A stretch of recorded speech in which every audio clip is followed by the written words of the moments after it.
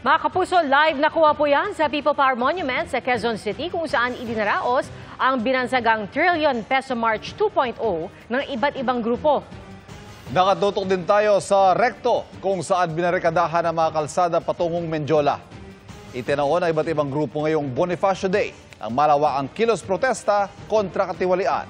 Sa gitna ng unos ng korupsyon, tila maganang pahiwatig naman mula sa langit ang nasaksihan.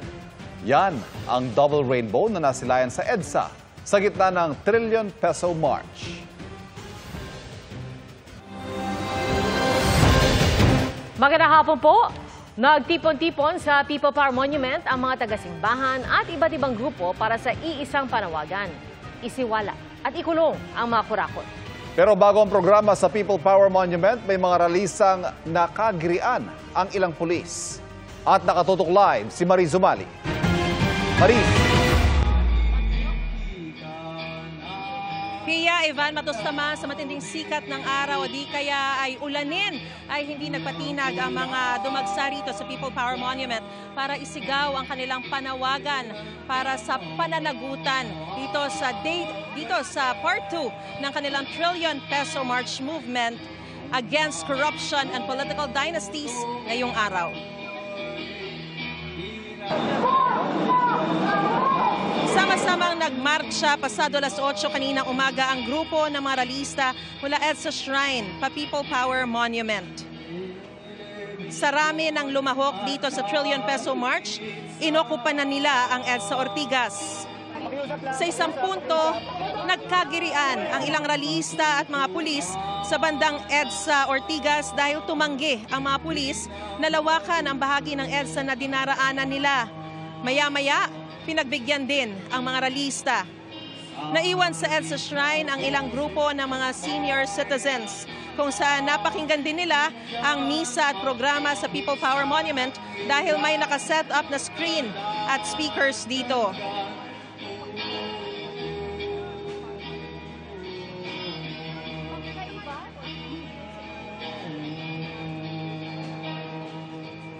Bit-bit ang kanilang mga tarpaulin at mga placard dito sa People Power Monument White Plains. Nagtipon-tipon ang labor groups contingent mula sa EDSA Shrine. Gayon din ang iba pang civil society groups mula sa Temple Drive. Ang kanilang nagkakaisang sigaw, ibulgar at ikulong ang lahat ng mga kurakot.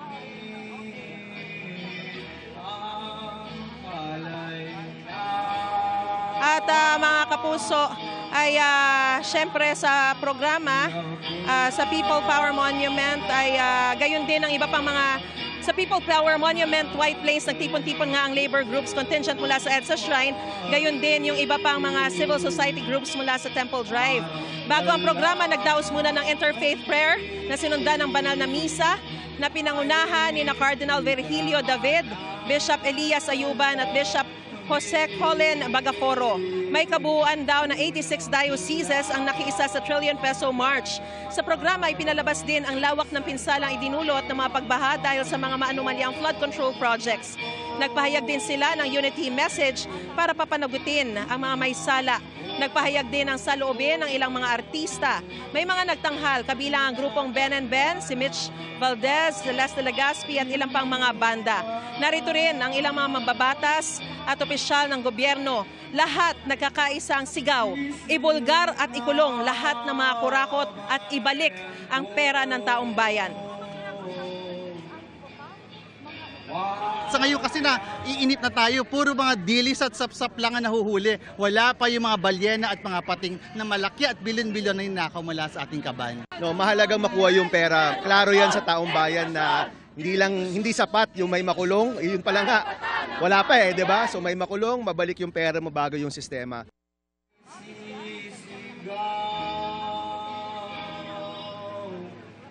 Pia, Ivan, kabilang din sa mga panawagan ng mga nagprotesta rito sa People Power Monument ay nakatuon dun sa dalawang pinakamatatas na lider ng ating bansa. Nila, Pangulong Bongbong Marcos panagutin, Vice Presidente Sara Litisin. At kabilang din sa kanilang panawagan kay Pangulong Bongbong Marcos ay certify as urgent ang anti-dynasty bill.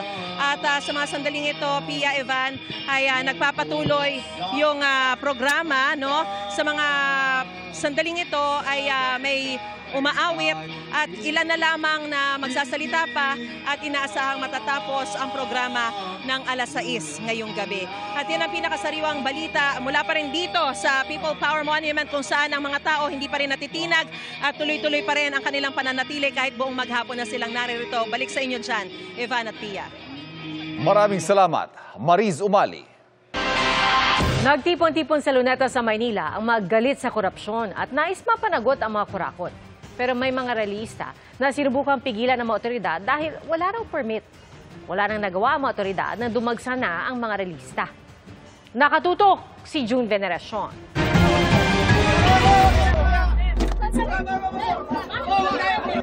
Walang pisikalan! Walang pisikalan! Hindi pa man nagsisimula ang rally sa Luneta, nagkatensyon agad ang mga pulis at ang mga rallyista. Pinigilan kasi ng mga pulis ang mga rallyista sa pagbaba ng kanilang mga gamit mula sa sasakyan para sa kanilang programa.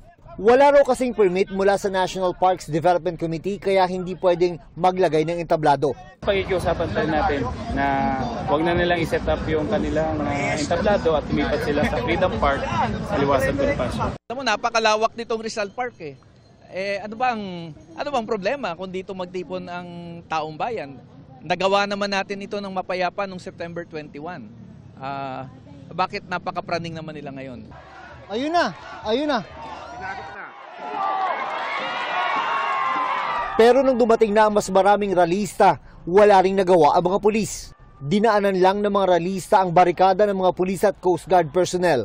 Hila-hila nila ang effigy ni Pangulong Bongbong Marcos at Vice President Sara Duterte.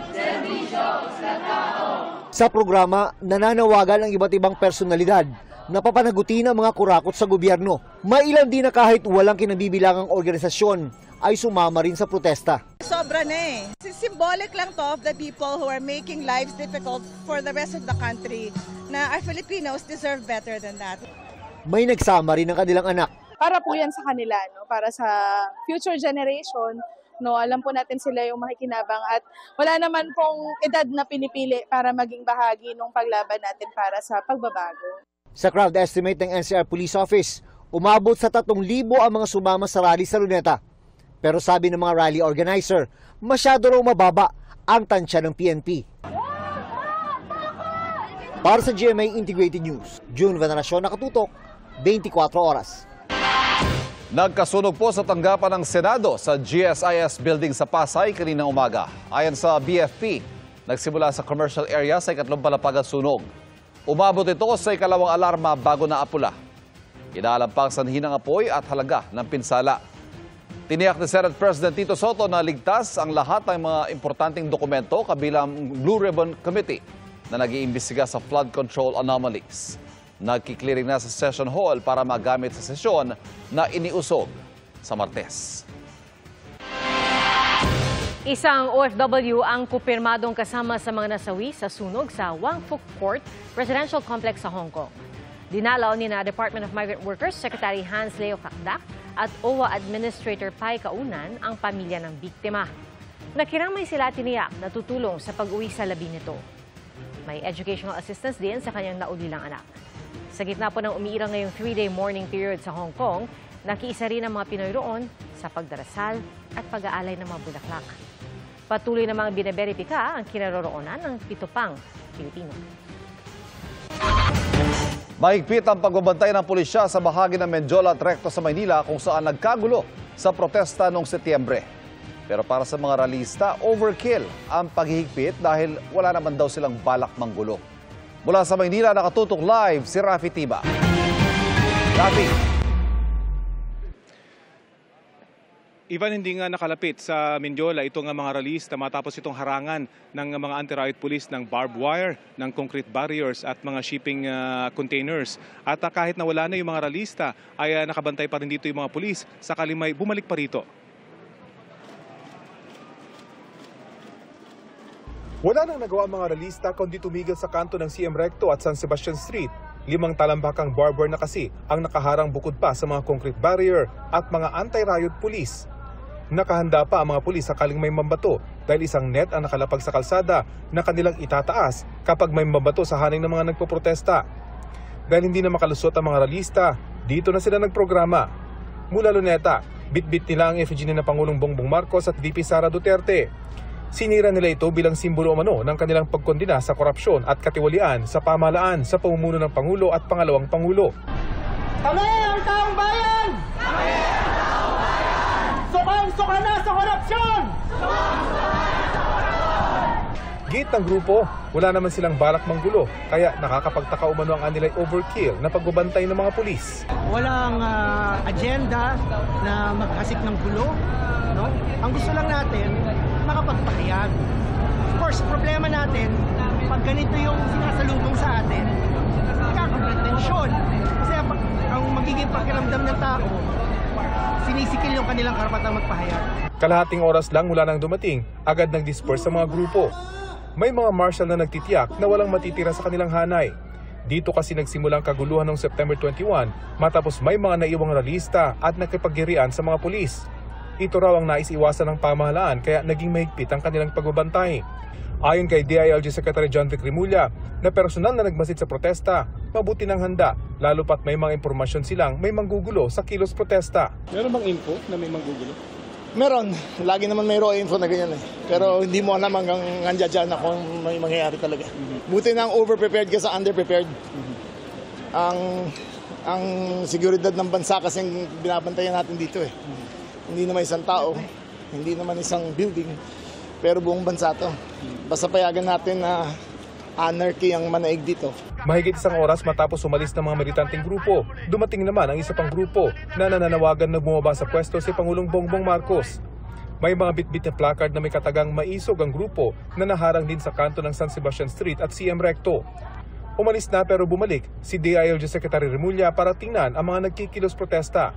May mga human rights observer din mula sa isang international NGO at mula sa CHR na nagmasid sa protesta.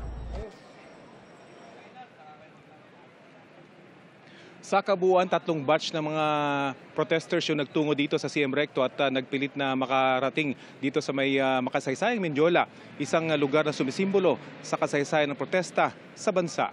Yan ang latest mula dito sa CM Recto malapit sa Mendiola. Ivan? Maraming salamat, Rafi Tima. Sa EDSA Shrine at Liwasang Bonifacio nagtipon ang mga relistang kritiko naman ni Pangulong Bongbong Marcos. At nakatutok doon live si Darlene Tay. Darlene?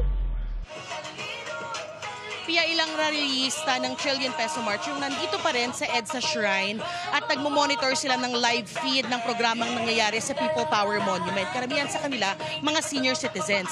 Ilang hakbang lang mula rito ay nag-organisa naman ng hiwalay na kilos protesta ang ilang grupo na marami sa kanila ay mga taga-suporta ni dating Pangulong Rodrigo Duterte at Vice President Sara Duterte. Nananawagan sila ng pagbibitiw ng Pangulo. Marcos resign! Kay Pangulong Bongbong Marcos nakatuon ang galit ng mga rallyistang ito na nagtipon kaninang alas 2 ng hapon. Ikulong sa selda 13! Naniniwala silang may kinalaman ng Pangulo sa mga ninakaw na pondo ng bayan. Narito ang mga miyembro ng PDP Laban, Marcos Resign Movement, Marcos Alis Dyan Network at Bangon Sambayanan People's Movement. Mga taga-suporta rin ni na dating Pangulong Rodrigo Duterte at Vice President Sara Duterte. Ito po ay isang malinaw na panawagan. Wala nang patutunguhan ng gobyerno ni Marcos. Pabagsak na ito at lugmok ng buong bansa. Ayaw daw nilang mag-rally sa People Power Monument kung nasaan ang Trillion Peso March. Nauna na kasing sinabi ng organizers ng Trillion Peso March na hindi sila nananawagan ng pagpapababa sa pwesto ng Pangulo. Pero sa bahagi ng EDSA kung nasaan sila, pinaalis sila ng mga pulis dahil wala silang permit. Kanina may threat of arrest eh. Pero sabi namin kung arestuhin nyo kami, makukulong ito lahat. Sa huli, pinayagan din silang magdaos ng programa sa tapat ng isang mall sa EDSA Ortigas hanggang alas 5 ng hapon. Sa Liwasang Bonifacio sa Maynila, nagtipon ang Save the Philippines Coalition at Association of Genuine Labor Organizations, pati ilang taga-suporta ni dating Pangulong Duterte na ang sigaw ay Marcos, you are fired at Marcos resign. Masokot, huwag masokot, Maki-Becky, ang Becky ng bayan. Ngayon ay lumalaban ang Becky! Pia, mapayapa na rin nag-disperse yung mga nag-rally kanina sa EDSA Ortigas bago pa mag-alas 4 ng hapon. Hindi na sila dumiretso pumunta dito sa EDSA Shrine pati na sa People Power Monument. Yan ang latest mula rito sa EDSA Shrine. Balik sa iyo, Pia. Maraming salamat, Darlene Kai.